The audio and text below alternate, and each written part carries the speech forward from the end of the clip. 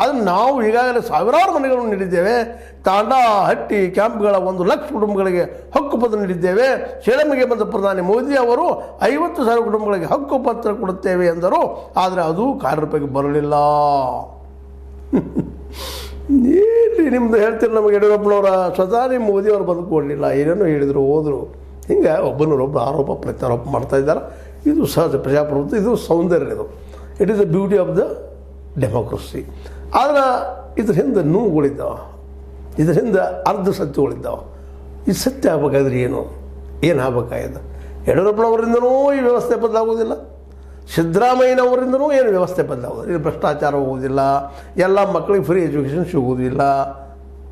Free ನಾವು ಕುಳಿತೀವಿ guarantee ಏನು ಹೇಳ್ತಾ ಇದ್ದಾರೆ. ನಮ್ಗೆ ಮುಖ್ಯ ಬೇಕಾಗಿ ಶಿಕ್ಷಣ, ಅದು ಹೈಯರ್ ಎಜುಕೇಷನ್ ತನಕ ಎಲ್ಲ ಮಕ್ಕಳು ಸಿಗಬೇಕು, ಎಲ್ಲರಿಗೂ ಆರೋಗ್ಯ ಸಿಗಬೇಕು, ಎರಡು ಬೇಸ್ ಸಿಗಬೇಕು. ಇವು ಯಾರೂ ಮಾಡೋದಿಲ್ಲ. ಯಾವ ಬೇಕಾಗಿದೆ ಅದು ಬಿಡ್ತಾರ, ಇಲ್ಲದ ಮಾತಾಡ್ತಾರ. ಹೌದು, ಉದ್ಯೋಗ ಕೊಡ್ಬೇಕಾಗಿ ಉದ್ಯೋಗ ಕೊಡ್ರಿ ನೀವು. ನಿಮ್ಗೆ ಗ್ಯಾರಂಟಿ ಬೇಡ ಮರ. ಇಬ್ಬರು ದೆಹಲಿಯಲ್ಲಿ ಗ್ಯಾರಂಟಿ ಕೊಡ್ತಾರೆ ತೊಗೊಂಡ್ರಿ, ಫಾಲೋ ಅಪ್ ಮಾಡಿದ್ರಿ. ಮತ್ತು ನೀವಾದರೂ ಗ್ಯಾರಂಟಿಗಳನ್ನು ಕೇಜ್ರಿವಾಲ್ ಫಾಲೋ ಮಾಡಾಯ್ತೀರಿ ಕಾಂಗ್ರೆಸ್ಸಿಗರ. ನೀವು ಸ್ವಂತ ನಮ್ಮದು ಹೆಂಗೆ ಹೋಗುತ್ತೀರಿ ನಂಗೆ ಗೊತ್ತಾಗ್ತಾ ಇಲ್ಲ.